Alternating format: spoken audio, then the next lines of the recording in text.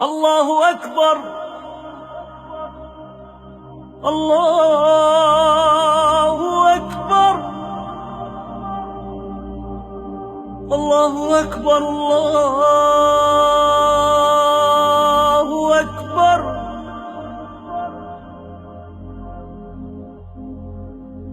اشہد ان لا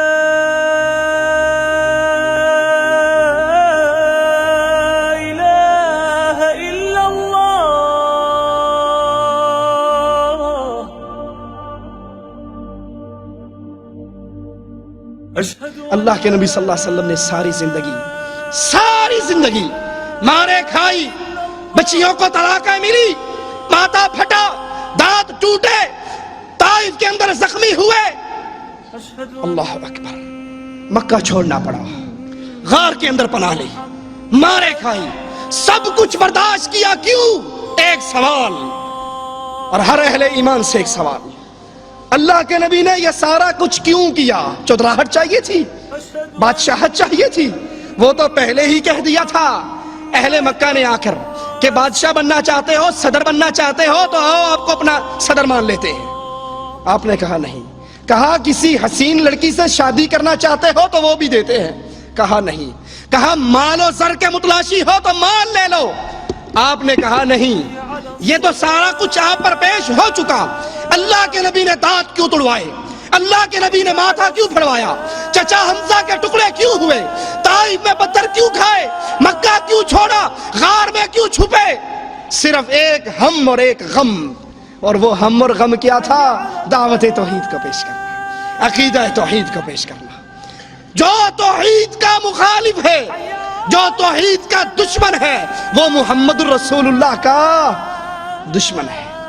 آخری بات ذرا غور سے سننا، اپنے بابا کے دشمن کو کبھی اپنے گھر دسترخوان پہ بلاؤ گے؟ اللہ کے لیے سوچو، اپنے بابا کے دشمن سے گلے ملو گے؟ اپنے بابا کو گالیاں دینے والے کو بیٹی کا رشتہ دو گے؟ اپنے بابا کے دشمن سے پیار و محبت کی فضا قائم کرو گے؟ یا اس کے چہرے کو دیکھ کر منہ موڑ لو گے یہ میرے باپ کو گالیاں دیتا ہے، یہ میرے باپ کا دشمن ہے، یہ میرے باپ کا مخالف ہے؟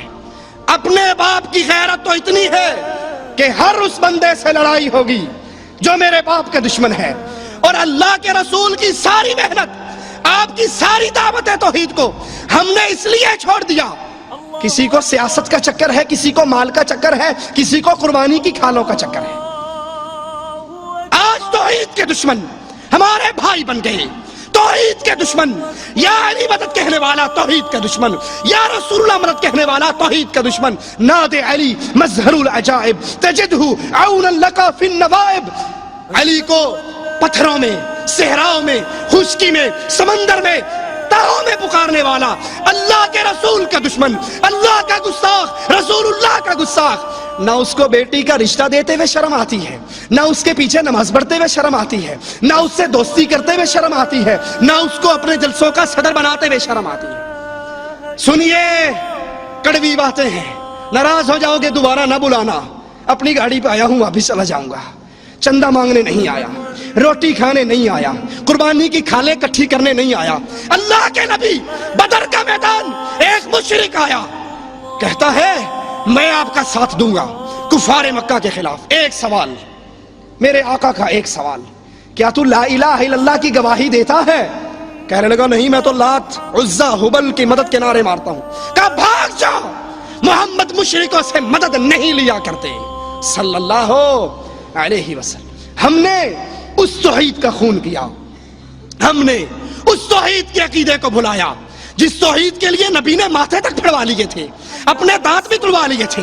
متحدہ مجلس عمل میں اتحاد کیا، ایک ہاتھ کے اندر ساجد نقوی کا ہاتھ، ایک ہاتھ کے اندر پیر اعجاز کا ہاتھ، نورانی کا ہاتھ، عبدالجلیل نقوی کا ہاتھ۔ یہ کون سی دعوت توحید دے رہے ہو؟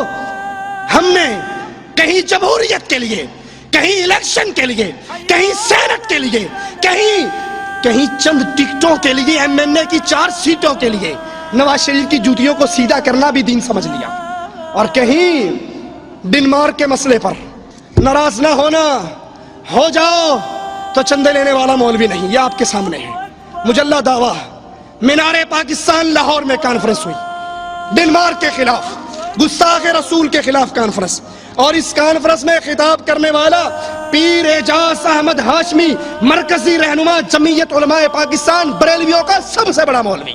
دوسرا خطاب کرنے والا عبد الجلیل نقوی، مرکزی رہنما تحریک نفاذ فقہ جعفریہ۔ اہل توحید کے سٹیج پر یہ کافر اور مشرک کیسے آ کر بیٹھ گئے؟ اور ان کے جملے بھی سنو۔ اس نقوی شیعہ نے کہا، میں داد دیتا ہوں جماعت دعویٰ کے بھائیوں کو، انہوں نے استعمار کی سازش کو ناکام بنایا۔ اس شیعہ کا مواحد بھائی کیسے بن گیا؟ اور یہ تو یعنی مدد کہتا ہے۔ اس ظالم کا تو گندا عقیدہ ہے۔ حق الیقین میں ملا باقر مجلسی لکھتا ہے، امام غائب آئے گا، ابو بکر کی قبر کو پھاڑے گا، عمر کی قبر کو پھاڑے گا، درختوں پہ ٹانگ کر آگ لگا دے گا، عائشہ کی قبر کو پھاڑے گا، زنا کے درے مارے گا۔ اور جو تم تو ڈنمارک کے خلاف جلوس نکالنے کے لیے ان ظالموں کو ساتھ ملایا، ڈنمارک والے صرف رسول اللہ کے گستاخ، اور یہ عقیدہ رکھنے والے رب کے گستاخ، قرآن کے گستاخ، عائشہ کے گستاخ، ابو بکر کے گستاخ۔ اہل توحید کبھی اہل شرک کی باہوں میں باہیں نہیں دیا کرتے، نہ کشمیر کا اس پر، نہ پاکستان کا اس پر، نہ افغانستان کا اس پر، نہ کسی جمہوریت کے کاس پر، نہ متحدہ مجلس عمل کے کاس پر۔ اہل توحید کے پیار کی ایک ہی شرط ہوا کرتی ہے، تجھے گلے تب لگاؤں گا جب تو یا علی کا نعرہ چھوڑ کر یا اللہ کا نعرہ لگانا شروع کر دے۔ اہل توحید کو تو ایک ہی درس دیا امام کائنات، امام اعظم محمد الرسول اللہ صلی اللہ علیہ وسلم نے، جب چچا حمزہ نے آ کر کہا تھا، بھتیجے جس نے تیرے سر کو پھاڑا میں نے اس کے سر کو پھاڑا، بیت اللہ میں گرایا، ابو جہل کے سینے پہ چڑھا، اور بھتیجے آج کے بعد جو تجھے مارے گا حمزہ تیرے ظالم سے، تجھ پہ ظلم کرنے والے سے بدلہ لے گا۔ ہائے ہائے اے آقا، تیری جوتیوں پہ میرے ماں باپ قربان ہو جائیں۔ کیا عجیب درس دیا۔ نبی کے ماتھے پہ کوئی خوشی کے آثار نہیں، کوئی بلے بلے شاباش نہیں کہی، خاموش۔ زبان حال سے کہا جا سکتا ہے نبی کے جملوں کو، نبی کے جذبات کو، کہ مجھے کوئی خوشی نہیں، تو نے مجھے مارنے والے کا بدلہ لیا، لیکن سن، وہ بھی حبل، وہ بھی عزا کے سامنے سجدہ ریز ہے تو تو بھی اسی کے سامنے سجدہ ریز۔ جیسے وہ مشرک ویسے یہ مشرک۔ یہ دعوت توحید ہے۔ اللہ سے دعا ہے اللہ ہمیں دعوت پہ عمل کرنے کی توفیق عطا فرمائے۔ نہیں بس اقول قولی هذا واستغفر الله لي ولكم ولسائر المسلمين فاستغفروه انه هو الغفور الرحيم۔